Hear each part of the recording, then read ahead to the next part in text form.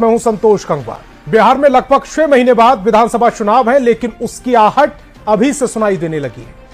रणनीति बनाई जा रही है और जीत के लिए वादे गारंटी भी दी जा रही है।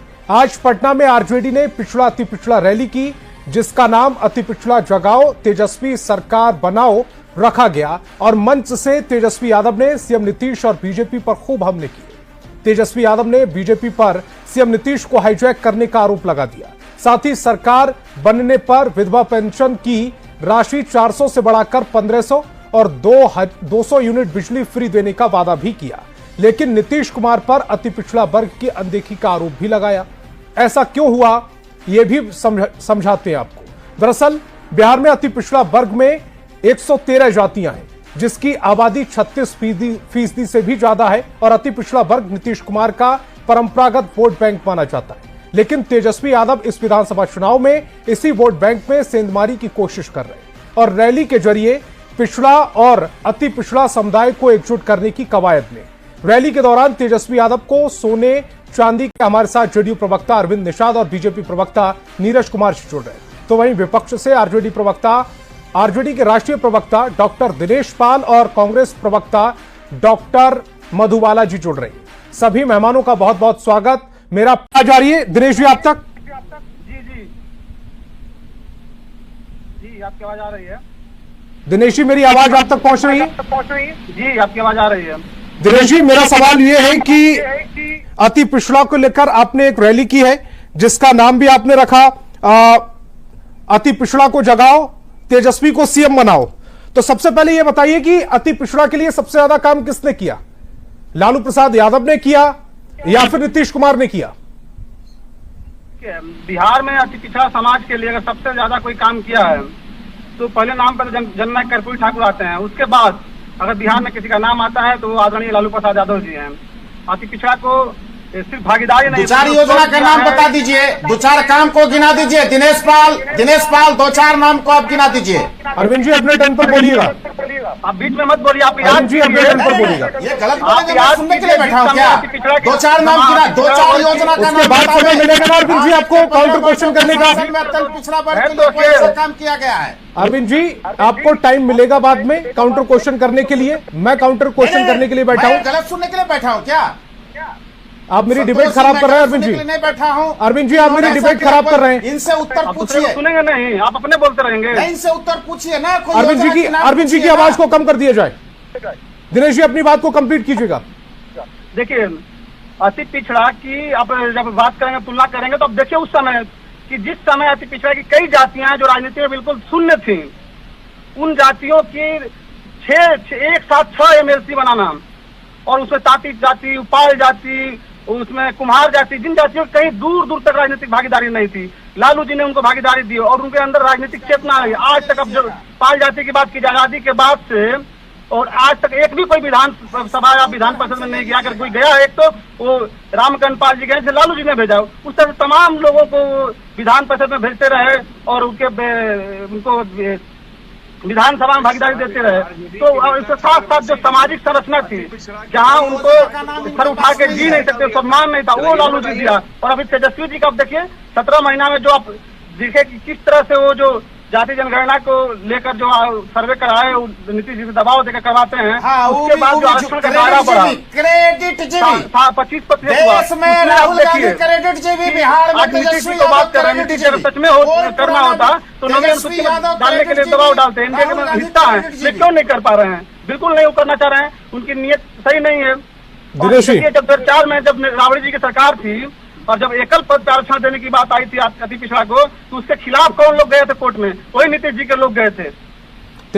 दिनेश जी मेरा सवाल यह है कि आरजेडी अब तक ये कहती आई है कि वो A to Z जातियों की राजनीति करती है और चूंकि विधानसभा चुनाव नजदीक आ गए तो अब आप अति पिछड़ा भुइयां समाज सम्मेलन कर रहे हैं, अति पिछड़ा सम्मेलन कर रहे हैं। अचानक से जातियों की राजनीति कैसे करने लगे? अब A to Z की राजनीति नहीं कर रहे आप? कब कहा कि A to Z की राजनीति नहीं कर रहे हैं? वो अभी अब ये जो जितने प्रकोष्ठ हैं पार्टी के, सभी प्रकोष्ठ का बारी बारी से सम्मेलन हो रहा है, इससे पहले हुआ प्रकोष्ठ का हुआ था। और A to Z की बात हमेशा कह रहे हैं, आज ऐसा नई बात नहीं है। और आप याद कीजिए A to Z की राजनीति है राष्ट्रीय जनता दल की। जो आज सम्मेलन हुआ था वो पहले से भागीदारी है और समाज के प्रति उत्थान करने का नजरिया जो आज तक देश की इकलौती पार्टी है जो अपने संगठन में भी आरक्षण लागू की है, और उस पार्टी का नाम है राष्ट्रीय जनता दल। ठीक है अरविंद जी, अब अपनी बात को कंप्लीट कीजिएगा, अब समय दे रहा हूं मैं, बीच में फिर बाद में टीका टिप्पणी ना कीजिएगा जी। सिर्फ डॉक्टर दिनेश जी घोषणा करेंगे आप? जैसे ही अपने पार्टी से क्यों नहीं घोषणा करवा दे रहे हैं कि नीतीश जी की स्वास्थ्य ठीक नहीं है, उनको हटा कर अति पिछड़ा को मुख्यमंत्री बना दें। आप याद कीजिए अगर बिहार में आरक्षण अति पिछड़ा जो कर्पूरी ठाकुर के जो मूल अध्यक्ष थे उनके राष्ट्रीय जनता दल के पास परिवार के अलावा कोई उम्मीदवार है क्या? राष्ट्रीय जनता दल के पास परिवार के अलावा कोई हट करके है क्या? और नगर निगम में जो आरक्षण है पिछड़ा वर्ग के लिए कोई नाम है क्या? परिवार के अलावा कोई नाम है क्या?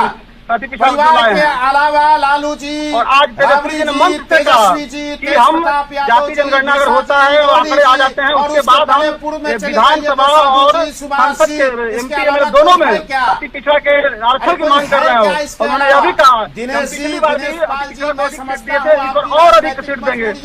ठीक है नीरज जी को दिनेश जी देखिए, पहले तो अभी जो जदयू के प्रवक्ता बोल रहे थे, हमको बीपी मंडल याद आ रहा था, बीपी मंडल साहब का। अब याद कीजिए जब बिहार में जननायक कर्पूरी ठाकुर ने अति पिछड़ा को आरक्षण लागू किया था तो किन लोगों ने गाली दिया था उनको। जब बीपी मंडल साहब ने आयोग रिपोर्ट को बीपी सिंह साहब ने लागू किया देश में, तो किस पार्टी के लोगों ने घूम घूम कर कमंडल यात्रा निकाल रहे थे और देश में सांप्रदायिक दंगा भड़का रहे थे। अरविंद जी अपने टाइम पर अरविंद जी अपने टाइम पर याद कीजिए लालू यादव ने कहा था कि बिहार में मंडल कमीशन उनको बात उनको बच नहीं रही है कि पिछड़ा के लोग चांदी और सोना यूज नहीं कर सकते, उपयोग नहीं कर सकते। अरविंद जी अपने ढंग पर बोलिएगा। हो रहा है और स्नेह से उसको भेंट कर रहे हैं तो उन्हें स्वीकार करने में क्या दिक्कत है? उन्हें स्नेह से वो अपनी संपन्नता। डॉक्टर दिनेश की मुश्किल से तो आवाज आ रही है अरविंद जी, ऊपर से आप उनको इंटरप्ट करने लगते हैं, वो भी आवाज नहीं आती। दिनेश जी बोलिएगा।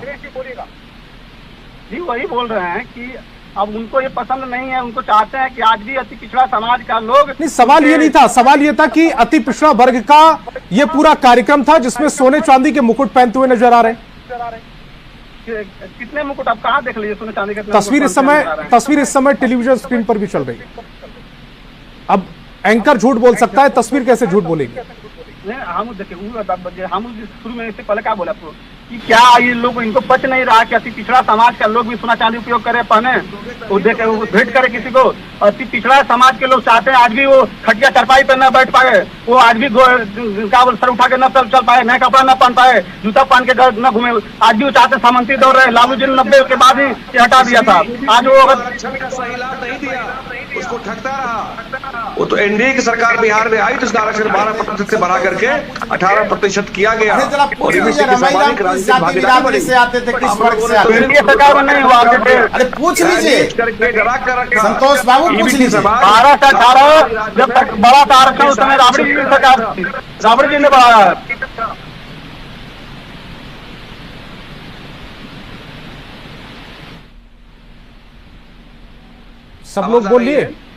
सब लोग बोल लिए। अब मेरा जिससे सवाल था उनसे जवाब ले लूं, डॉक्टर दिनेश जी से, जल्दी से, समय खराब होता जा रहा है। दिनेश जी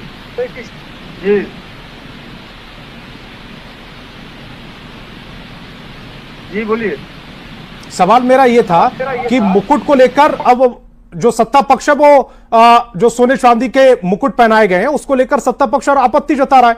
एक तरफ आप अब कह रहे हैं कि अति पिछड़ा वर्ग का कोई विकास नहीं किया, दूसरी तरफ चांदी का सोने का मुकुट भी पहनाया जा रहा है, और तीसरी तरफ आप उनके ही विकास की दावे कर रहे हैं, बात ही कर रहे हैं। अब देखिए जो भाजपा बोल रहे हैं, भाजपा के लोग, वो बताए ना कितने लाख का कोट पहनते हैं उनके साथ, और उनको कोट जब गिफ्ट मिला तो स्वीकार किए कि नहीं किए? अति पिछड़ा के समाज के लोग अगर सोना चांदी अगर पहनने लगे तो पेट में काहे दिक्कत आ रहा है? फिर बोलने लगे बीच में, और वो सोने चांदी पहनने लगे, वो थोड़ा उनका भी सम्मान जगह, और वो समर्पण के साथ स्नेह से भेंट कर रहे हैं तो नेताजी स्वीकार क्यों नहीं करेंगे? ठीक है नीरज जी, अब बोलिएगा, अपने टर्न पर बोलिएगा, समय कम है। संक्षिप्त 1 मिनट दिनेश जी आपका है, उसमें मेरा सवाल यह भी ऐड है कि अभी तक महागठबंधन की ओर से तेजस्वी यादव महागठबंधन के सीएम फेस होंगे, इसका ऐलान नहीं किया गया है। उसके बावजूद तेजस्वी यादव अब अति पिछड़ा सम्मेलन में भी पहुंचे और वहां पर भी उन्होंने यह कहा कि अपने बेटे को सीएम बनाएं। बोल रहे थे, भाजपा के प्रवक्ता अपराध की बात कर रहे थे और जब हमारे नेता ने तमाम अपराध जारी किया, लिस्ट सूची जारी किया और अब मुख्यमंत्री के गृह जिला में एक महिला के पैर में किस तरह से कील ठोके गए थे, इससे पूरा बिहार नहीं पूरा देश शर्मसार हुआ और अपराध की बात कर रहे हैं। आप जैसे जो समन्वय समिति बीच में क्या बोलते हैं भाई, बीच में आप बीच में क्यों बोल रहे हैं बार बार? क्या बोलते हैं आपको? आपका नेता जैसे बीच बीच में हाथ जोड़ के पैर पकड़ते रहते हैं। ठीक है, समय की कमी